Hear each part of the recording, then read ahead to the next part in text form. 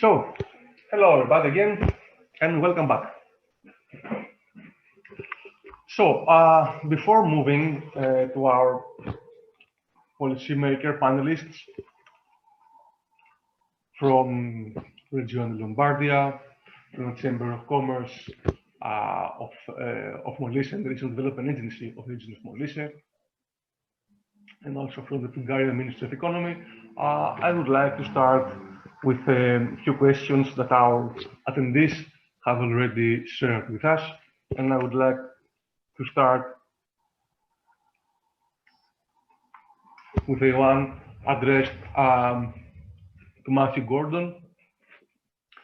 Philothea Halvadja asks, Matt, can you please share with us a few examples of lean design in starting a rural-related SME? Yes, I guess our best experience has through NISA. We're working with the Rural Design Centre, which is based in Northumberland.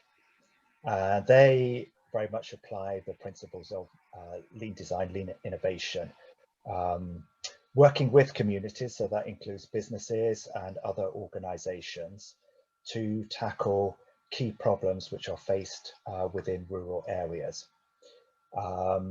So our colleague Paul Cowie leads on work there. And what they found is that doing a design sprint is very useful. So this is where gather local stakeholders, that includes businesses, non-businesses together within a particular rural area, and say for a key issue, so that may be aging or mobility, what are the challenges which we face here? What are the opportunities? Recognizing that there isn't a huge amount of cash there, so it needs to be, whatever is done, it needs to be lean in nature and taking into account the financial considerations. And those have worked extremely well in terms of ideation and then follow-on activities in terms of new business activities.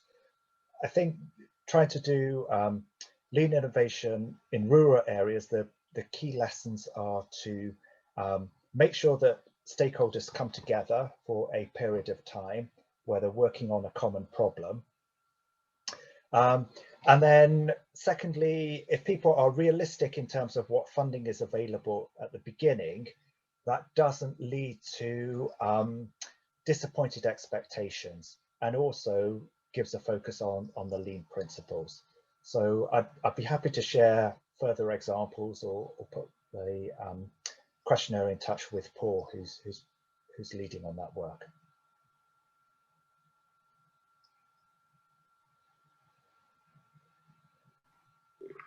Okay, Mark, that was great. Thank you very much for your response here. Karsten Wenslav. Thank you also very much for your cooperation and for the fruitful cooperation we've had. Hope we meet each other in another project. Sorry, but I have to tell that Matthew is a star.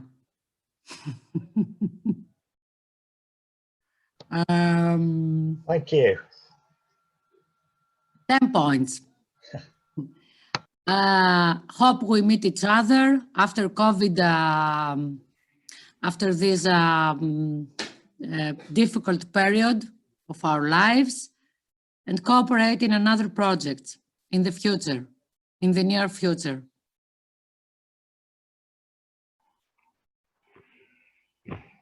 Sure, Matt, we all hope that we will have a chance to renew collaborations in the next programming period and further forge our good working relations. Karsten Wenslav asks Alexia Bellemin from the Joint Secretariat. We're working within the Interreg Central Europe program on alternative finance and crowdfunding, crowdfund post, and social entrepreneur support. And together, with DG Regio on alternative finance crowdfunding and ESIF funds. Can we join the expert group for peer review? So this is a question to Alexia Bellemin. Yes, Good afternoon, everyone. So when it comes to joining the group of experts, there is no such a thing as a group of experts within the policy learning platform. So the way it works is every time we receive a request for a peer review, the policy team secretariat check out, look for the most suited peers within the community. So I think what I would like to tell Karsten first is that depending on whether he works for a partner organization or not, he should first join the online Interreg Europe community. And through this way, he will be able to notify his interest in becoming a peer for a peer review. But this is the way it works. So every time we receive a peer review request, we look for the most suited peer in the topic addressed by the peer review request.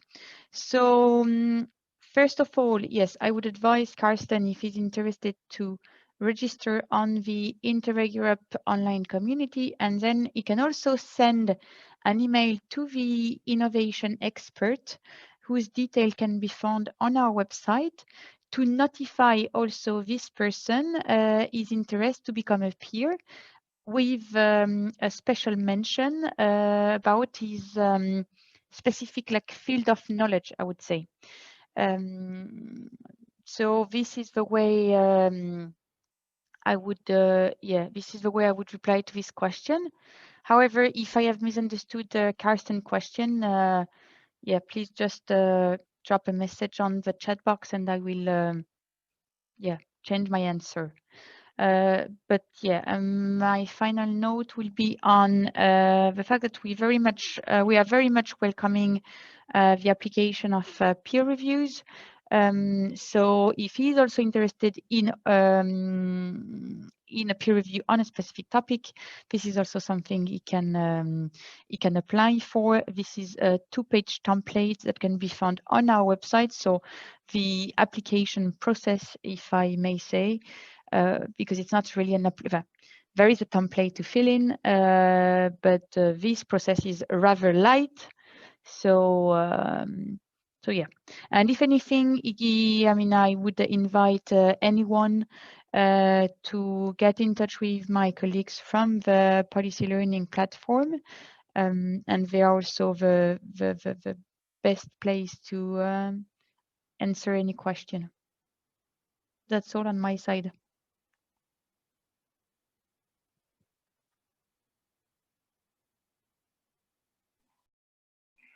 Okay, Alexia, thank you very much for your response here. There has been another question which has been already answered bilaterally. Nonetheless, Massimo, I would like to repeat it here, and perhaps you can also repeat your answer in case anybody else is also interested in this context. So the question was initially from Elisa Petrov, addressed to Massimo Domenico: how digitalization support rural areas, and how deep are involved SMEs in this process, in the context of new EU regulations and policies? So I understand Elisa has been covered on this, but this might be relevant for other attendees also. So please, Massimo, if you could repeat your position on this topic. Yes, I give you the answer. At the same time, it is present Dr. Sciunnach from the Lombardia region. That is our managing authority, so we are very honored to have him here. So, of course, the idea of our action plan was to consider outer areas, we call them inner areas, where, of course, you talk about situations where the economics, the economy and the social activities were depressed with respect to the rest of the region. And of course, our action plan was devoted to this area in accordance with the managing authority, in order to give some resources in order to help small and medium enterprises in those areas, together to fostering new startup in those areas. So giving a certain support in order to develop new business. Of course, now, and Alexia, for example, has explained to us that the funding from European Union will be devoted to certain specific area and activities in the next years. So, of course, also in my country, and I think at European level, we are discussing about where to devote the main resources, for example, from the Recovery Fund. And digitalization is one of the main issues together to the green transition. So we think, I think, that this is a great opportunity for rural areas, in the sense that we have to develop also these areas. And if we concentrate all the resources only to the main urban areas or suburban areas, of course, we will continue to give some money to this outer area or rural areas without giving the opportunity to improve business and to develop from the economic point of view. Of course, this is not an easy task, because Matthew has shown us that you need to construct something in the area that you want to develop. So he talked to us about hubs, about involving different stakeholders, and this is the main problem. So in some cases, public policies are very important, of course, because otherwise the market itself doesn't work properly, as you know. But at the same time, you need certain programs that are not easy, are complex, and I mean, this is the important lesson that we are learning with Innogrow project. That's it. That was great, Massimo. Thank you very much. So I think it's time now to move to our policymakers. With us today, we have from the joint Lombardia, the person responsible for ROP Lombardia 2014-2020, Dr. Dario Sciunnach. We have... Can I have something? Hello, I'm Fabrizio. We have Mr. Fabrizio Spallone from Regional Development Agency of the region of Molise, and also we have Mr. Dimitar Platnikov from the Ministry of Economy in Bulgaria. So I would like to start this slot with Mr. Dario Sciunnach from Region Lombardia. Mr. Sciunnach, the floor is yours, please. Okay, many thanks. I hope that you can hear me. I've been hearing you all very well. Please give me a thumb up if you hear me. We can hear you loud and clear. Okay, great. Well, I'm honored, of course, to be here. I thank you all for inviting me and giving me this opportunity to learn something and to share our experience. In this short talk, I will try and link to the presentation that FLA, Fondazione Lombardia per l'Ambiente, made in the morning, and that summarizes well the contents of their action plan for the Innogrow project.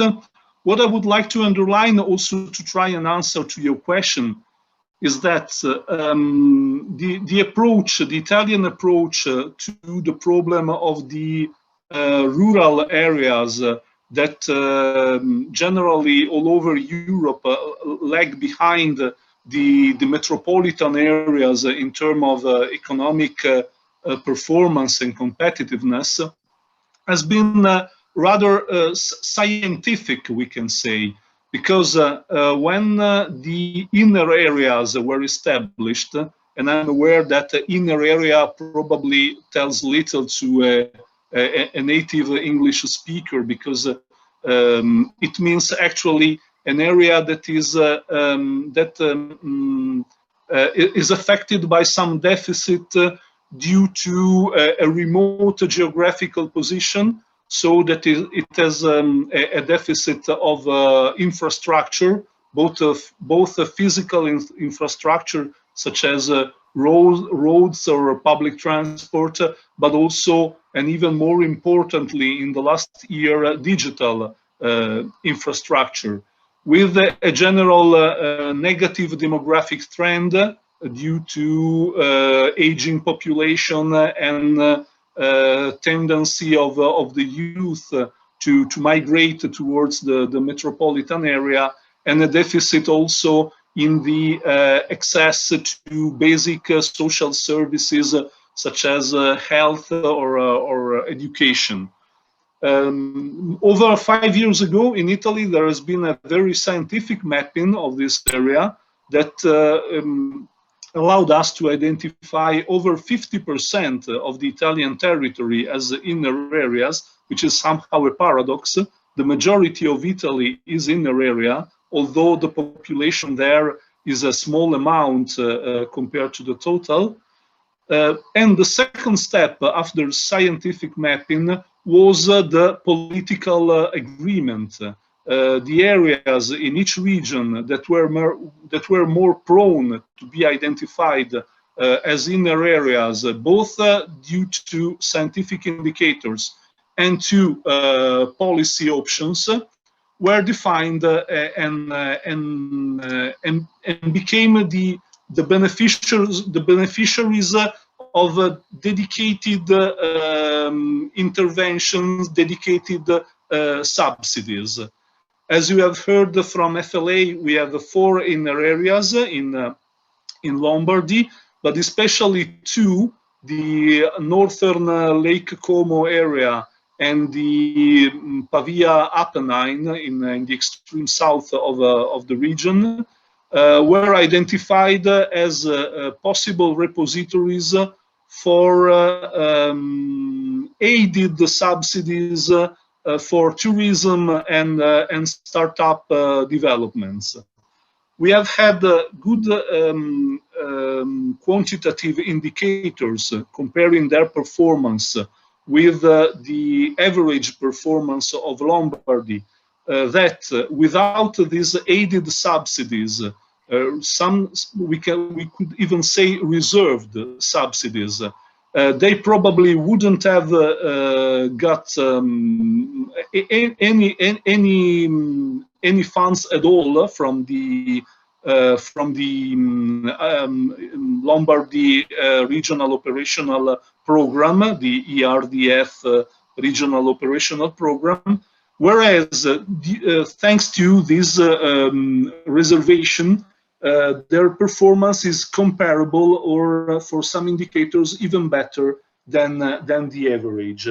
I will just try and show you a few numbers. I didn't prepare a presentation, but I can try and share my screen and hope that okay. Hope that you can see it. Is it large enough? Can you read it?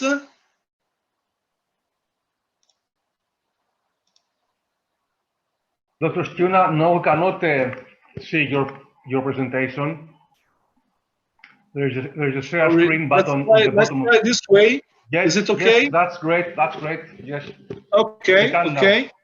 Okay. This is a very simple table. In the column on the right, you see the 2 areas that have received the dedicated subsidies. And in the 2 central columns, you see the figures related to tourism and startups. Even with just a few millions of euros of intervention, there has been the possibility of subsidize a few tens of enterprises, more dedicated to tourism in the Lake Como area as expected, and more dedicated to the startups in the Pavia Apennines. What is particularly interesting is the entity of the private investment in tourism, which is about 90% compared to the subsidies received. So indicating that the business was relatively strong on its own, and it benefited, of course, of the subsidies, but they were not essential probably to start an activity. Whereas in the startups, the subsidies has been between 30 and 40% of the total investment. There are, of course, some problems that we faced. One issue that was addressed by many beneficiaries was the fact that they expected to use the money, the European funds, also to establish online sale platforms. But that was not possible due to specific regulatory boundaries, specific regulatory restrictions. They could establish websites, but just for advertising, not for direct sale. And that is something we might try and address in the next programming period, because it is something that the enterprises really expect, also referring to communication that I listened to before. Well, this is just a short overview. I stay with you until the end of the session to answer to other questions if needed. It's all for the moment. Thanks. Thank you, Dr. Sciunnach, for your insightful contribution in this open dialogue session. Now I would like to pass the floor to Mr. Fabrizio Spallone from RDA Molise. Fabrizio, Okay, thank the floor you is yours. very much. Can you hear me? Yes. I can hear you, but a little bit low volume. So if you could perhaps raise your volume a bit on the microphone. Okay. That's a bit better now. I will only... Fabrizio, in the meantime, okay. It was Mr. Sciunnach's presentation left, so the floor is yours, yes. I just only want to add some considerations about your interesting discussion of the morning and also the afternoon. In Molise, we have had a strange phenomenon about tourism in particular that have a big impact in this strange summer season, because we have registered one record about the visitors in the region, caused probably for COVID effect, because before the COVID effect, we were one of the most underknown regions in the world. So we have registered big numbers about statistics in arrivals and tourism destination. It's very important because especially for the companies that work in rural areas and that probably need more innovation and more networks to improve their activities, their services, and so on. The COVID has been a strange effect that now we are trying to register. And if we consider also that for these areas in particular, there are some studies that can emphasize that there is an importance about the health services and the medical services that need to be reinforced in a lot of areas, and also the basic services that are not available in a lot of villages. At the same time, all the workers and employers are not supported in a complete way. Another action could be the improving of the digital infrastructures. So the vision that you have emphasized during the morning interventions is to point out all the innovation and digitalization strategies that must be put at service of the companies, especially small and medium enterprises. So in the light of the Innogrow projects, it's very important to link the next programming period to the potential actions of the action plan of the Innogrow initiative, because now it's time, and I agree with the judges of Mr. Massimo Di Domenico from Lombardy, that if we consider that now it's the moment that is very good, is important for the rural areas to develop a new future that is also linked to green vision, the sustainable actions, and so on. And the recovery fund, for example, is the main kind of intervention that must be stressed. So that's it. These are my considerations about the future, also for a small region like Molise that is now going towards a big strategy in tourism. We have also a strategic plan that has been approved by the Molise Regional Authority, and probably in the next years we will hear good news from our territory. Thank you. Thank you to Fabrizio. Thank you for your informative contribution in this time slot. So I would like to pass the floor now to Mr. Dimitar Platnikov from the Ministry of Economy of Bulgaria. So if you could please also share your insights on this topic.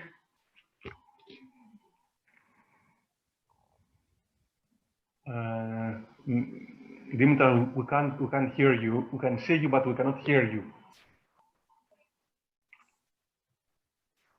In the meantime, and for the economy of this discussion, I would like to give the floor to Alexia Bellemin from the Joint Secretariat.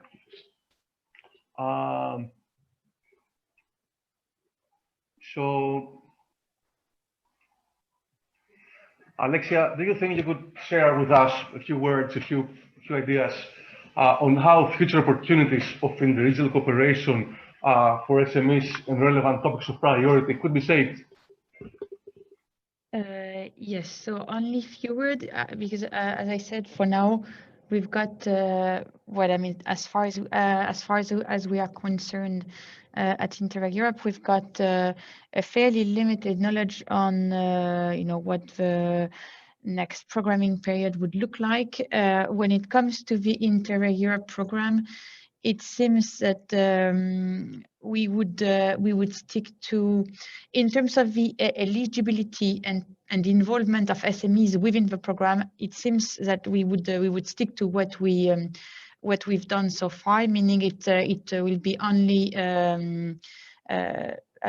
participation will only be open for public bodies and private bodies, but non-profit.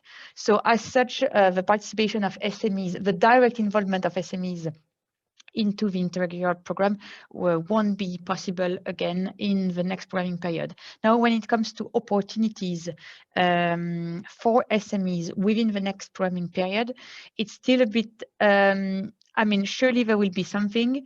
It seems that under this broad label called Smart Growth from the European Commission, you could definitely foresee something targeting SMEs. Though I'm not sure whether there will be something like the competitiveness of SMEs as there was during this programming period, which was a direct investment priorities. But surely SMEs and the smart growth, SMEs, innovation, etc., I think will remain very strong topics for the next programming period. I think that's all I can say for now. Alexia, thank you very much. Dimitar, can we try again your connection? I hope that now you can hear me now? Yes, sure.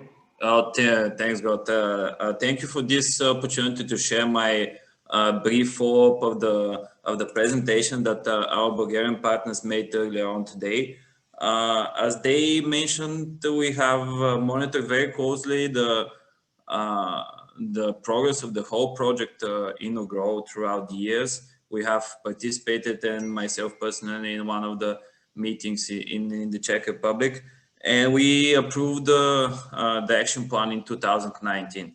Unfortunately, there were some events that happened, as all of you well know, the outbreak of the pandemic of COVID-19 that changed a lot of our plans that are not only about the Innogrow project, but about the plans of the whole managing authority in general. We had to make some tough decisions, and some of them also affected the implementation of the plan, and we have just managed to implement 2 out of the 5 measures that were foreseen. Although we have to transfer the money that we have planned to invest for some of the measures in order to fight and to overcome the consequences of the limitations that were set out in all the countries. We have still managed to complete some of the measures, and the most important thing is that now all of you well know that there are more money coming in from the REACT EU initiative, and also the money from the new programming period.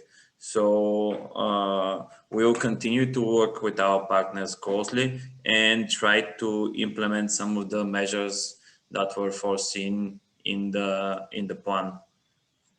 Thank you. Thank you, Dimitar. So I think we've reached that point in our event where I would like to ask you all to turn on your cameras, smile, and so as to have a print screen for dissemination purposes. Thank you very much.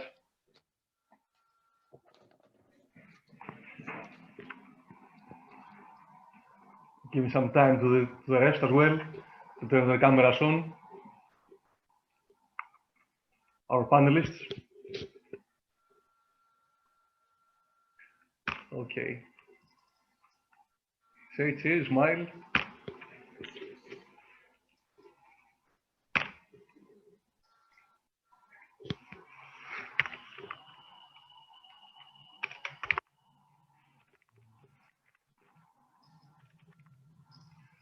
Okay. So, thank you all for being here, and especially our project partners and panelists for having contributed in such a productive way. We do hope that Innogrow has indeed succeeded to reach its goals in terms of informing regional policy on rural economy innovation, and we trust that we will soon have the chance to renew our contact. So, thank you all, and farewell. Goodbye. Thank you. Thank you Bye. very much. Bye-bye. Bye all. Bye-bye. Bye. Bye. Bye. Bye. Bye all. Bye. Bye. Bye. Thank you very much.